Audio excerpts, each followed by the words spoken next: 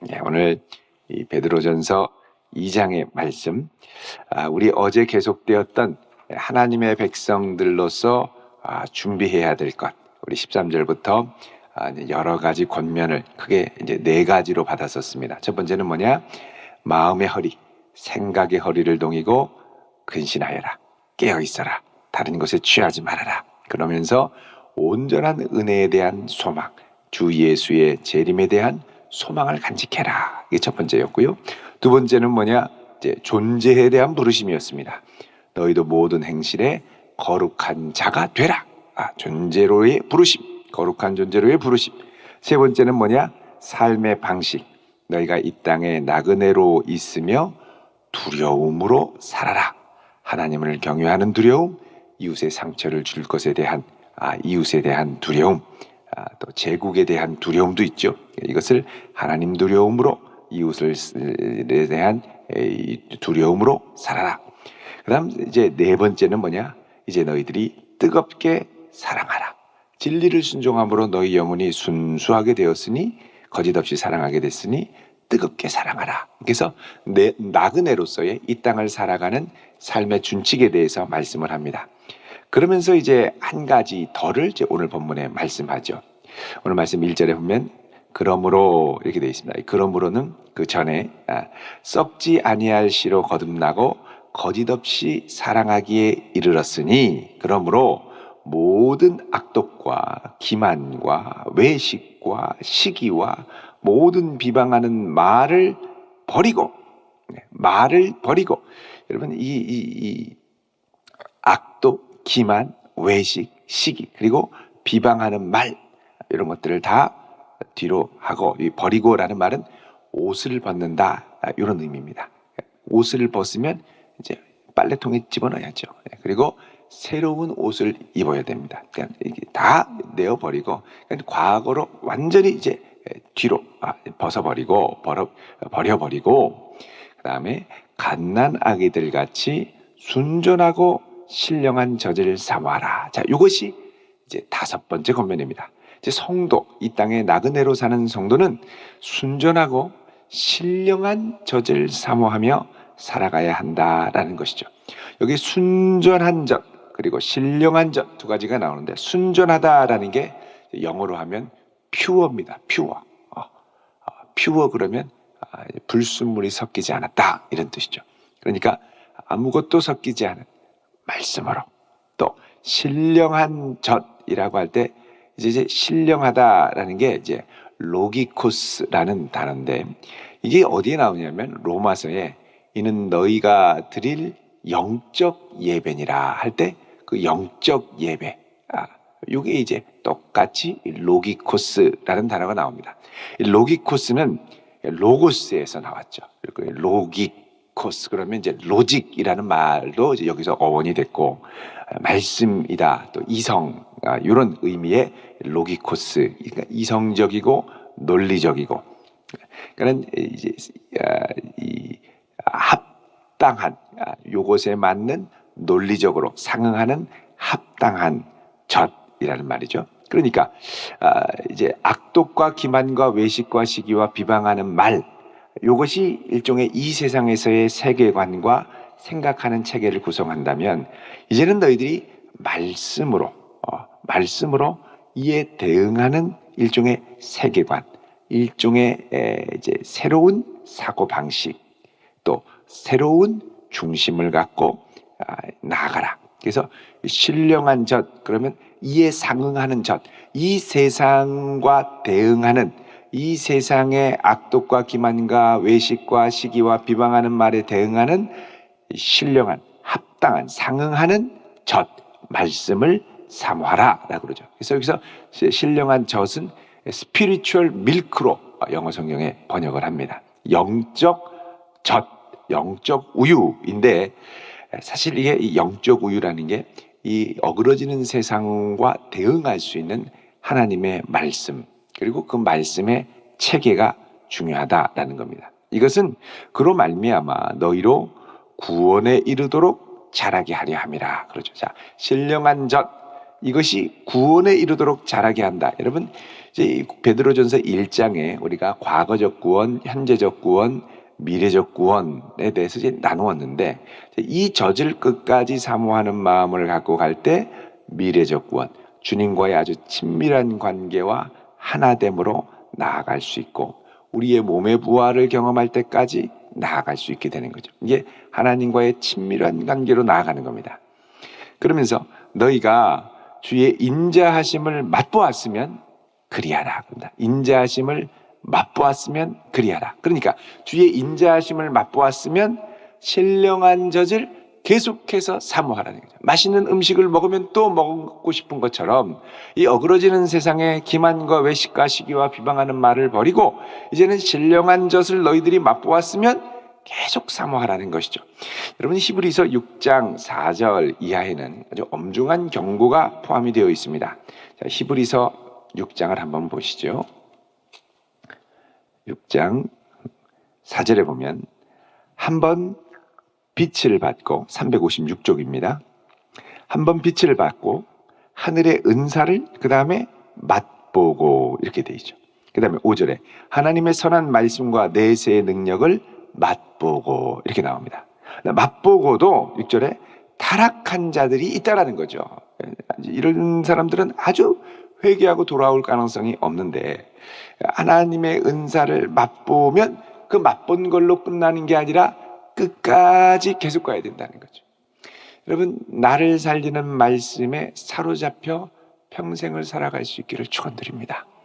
여기에 맛을 들여서 끝까지 가야죠. 갓난 아기들은 이 말씀 없으면 살 수 없다.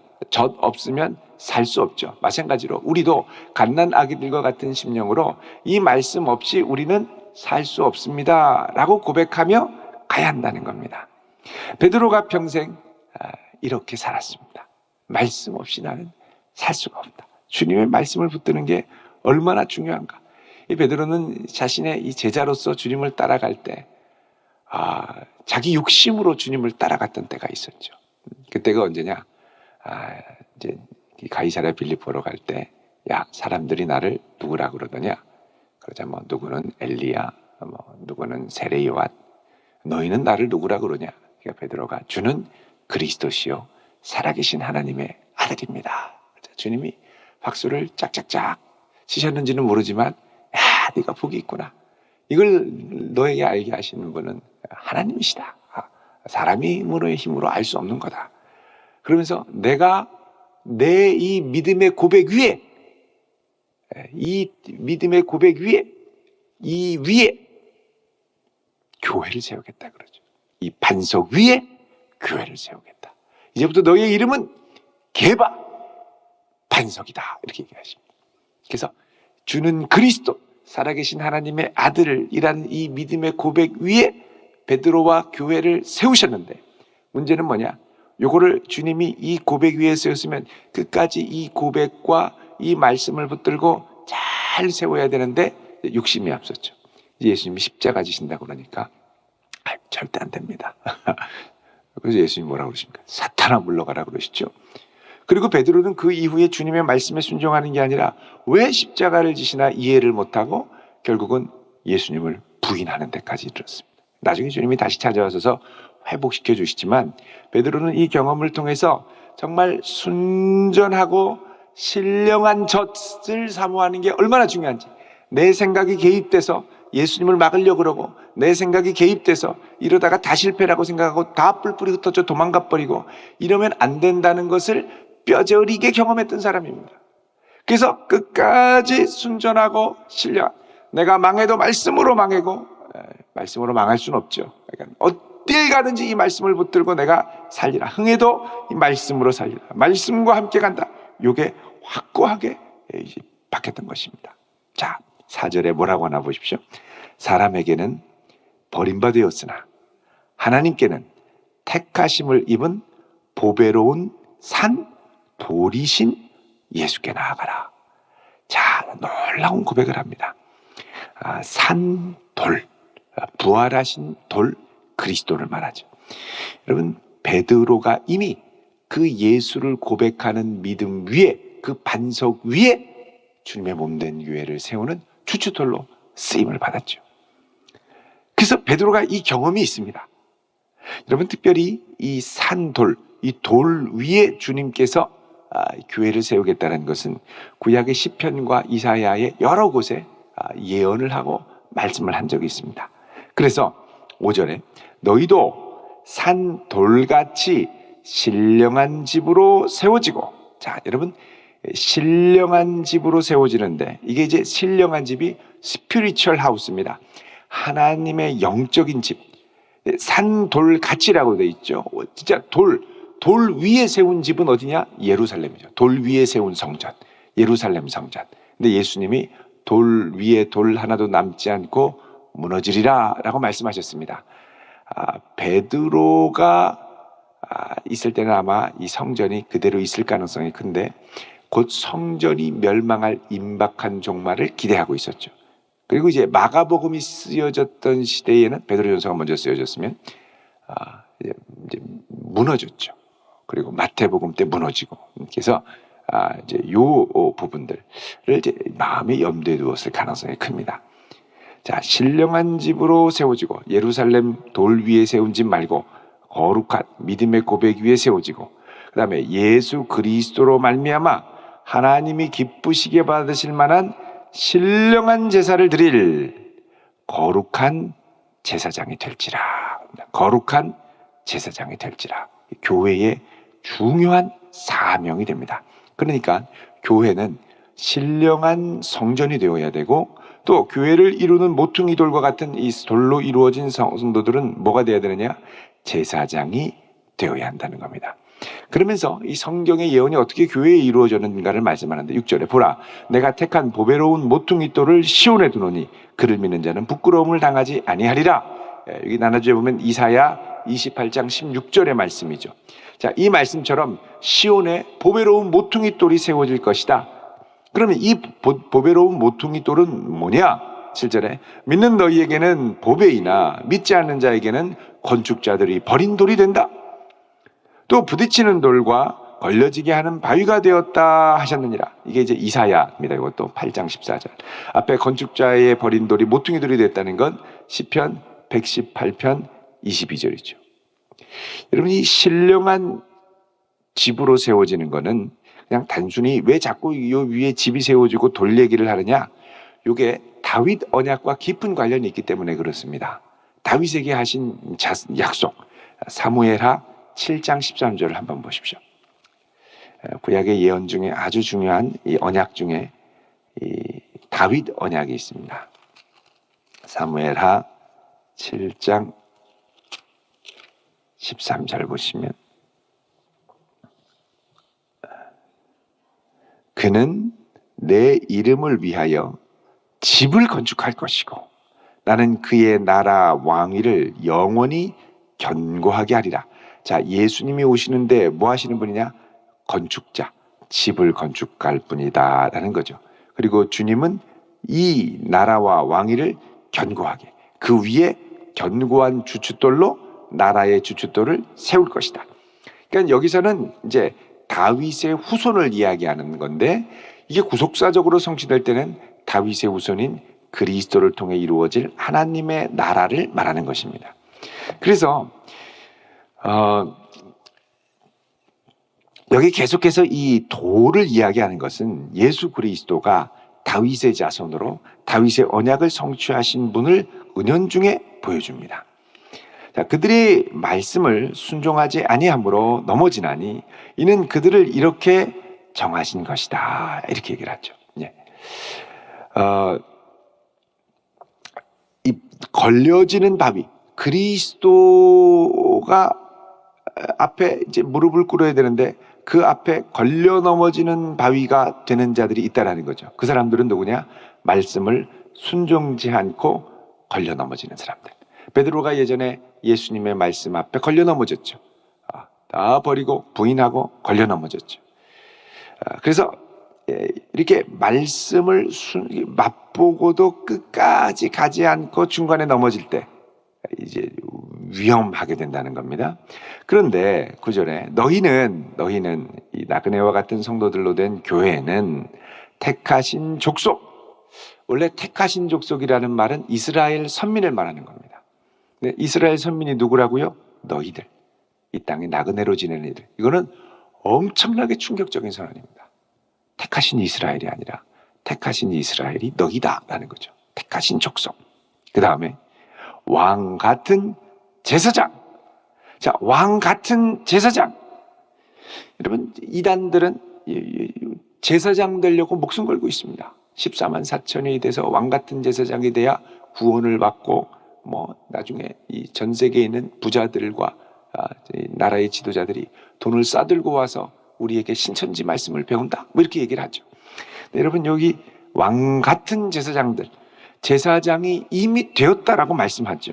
네, 우리는 주님의 은혜 안에 이미 제사장인 줄 믿으시기 바랍니다. 네, 제사장이에요, 제사장. 여러분, 요한계시록 1장 한번 보시면 이미 선포를 해놓고 시작을 합니다. 요한계시록 1장 보시면 6절 같이 읽어볼까요? 시작. 그의 아버지 하나님을 위하여 우리를 나라와 제사장으로 삼으신 그에게 영광과 능력이 세세토록 있기를 원하노라. 아멘. 자, 우리를 나라와 제사장으로 이미 어떻게 했다고 그럽니까? 삼으셨다고 그러죠. 이미 우리는 그 안에 제사장이 된 줄 믿으시기 바랍니다. 자, 그래서 우리가 하나님의 이스라엘, 새로운 이스라엘, 왜? 보배로운 산돌이신 예수 위에 세워졌기 때문에, 예수 위에 세워진 거룩한 새 예루살렘이 되었기 때문에, 그래서 그분의 택하신 족속 이스라엘, 왕 같은 제사장, 그리고 더 나아가서 거룩한 나라 이스라엘이 아니라 거룩한 나라 성도, 그의 소유가 된 백성.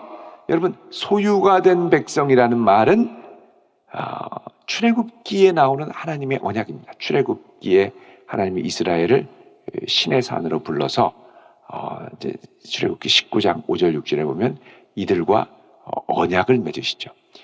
다른 말로 하면 이때 맺은 언약의 완전한 성취가 신약에 와서 이루어졌다는 겁니다. 자, 출애굽기 19장 5절 6절을 보십시오.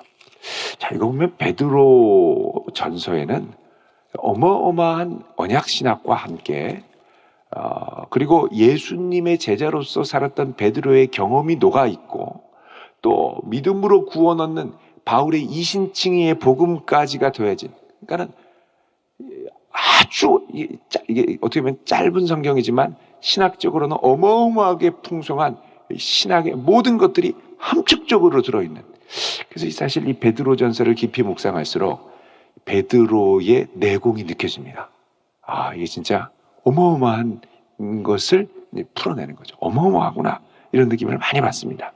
자, 출애굽기 19장 5절 6절 보시면, 세계가 다 내게 속하였나니 너희가 내 말을 잘 듣고 내 언약을 지키면 너희는 모든 민족 중에서 뭐가 됩니까? 내 소유. 그의 소유된 백성이 된다는 겁니다.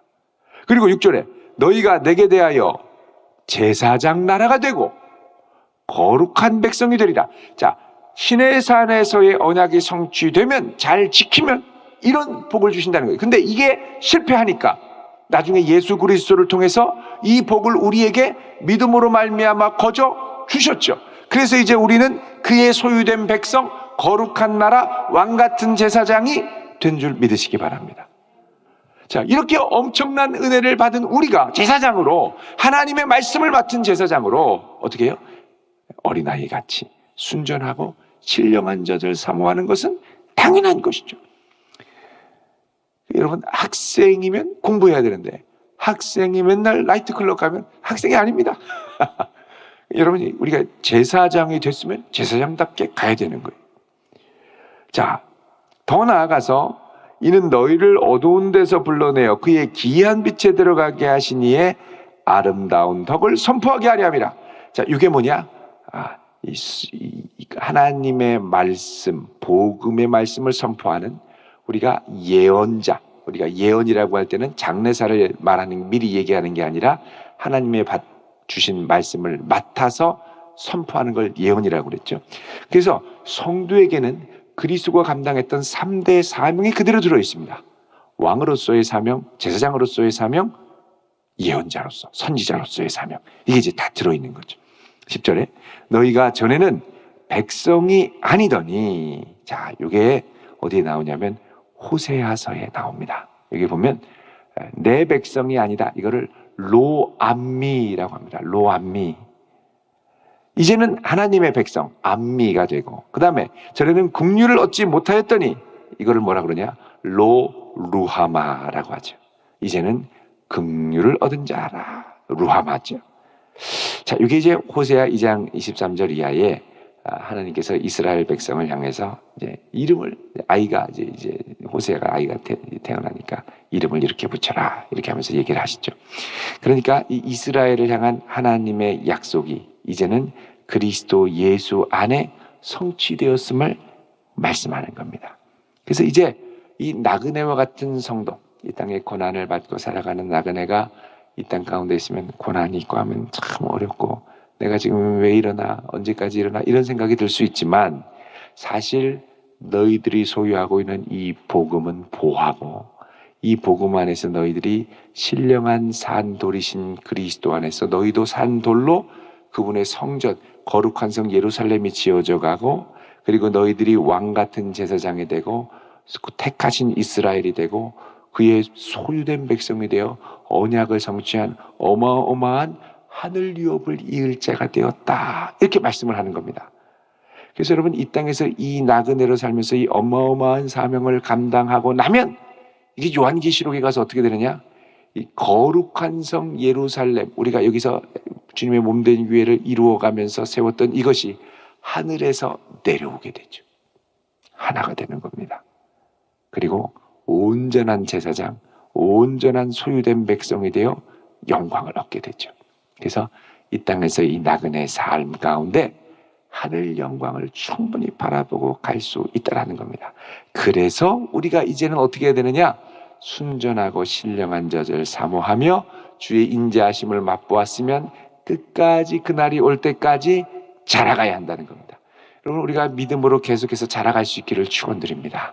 그분을 더욱 깊이 알고 그분을 깊이 붙들고 나그네로서 흔들림 없이 끝까지 갈 수 있는 중심, 이 중심을 갖고 나아갈 때 주님께서 우리를 통하여 큰 영광 받으실 줄로 믿습니다. 기도하겠습니다. 거룩하신 아버지 하나님, 저희들을 거룩한 이스라엘로, 왕같은 제사장으로, 그의 소유된 백성으로 불러주심을 감사합니다. 큰 긍휼을 베푸사 하나님의 자비 가운데 주의 은혜를 맛보게 하셨사오니 끝까지 이 은혜의 말씀을 붙들고 주님 붙들고 승리할 수 있는 저희를 되도록 은혜 위에 은혜를 더하여 주옵소서. 예수 그리스도의 이름으로 기도드리옵나이다. 아멘.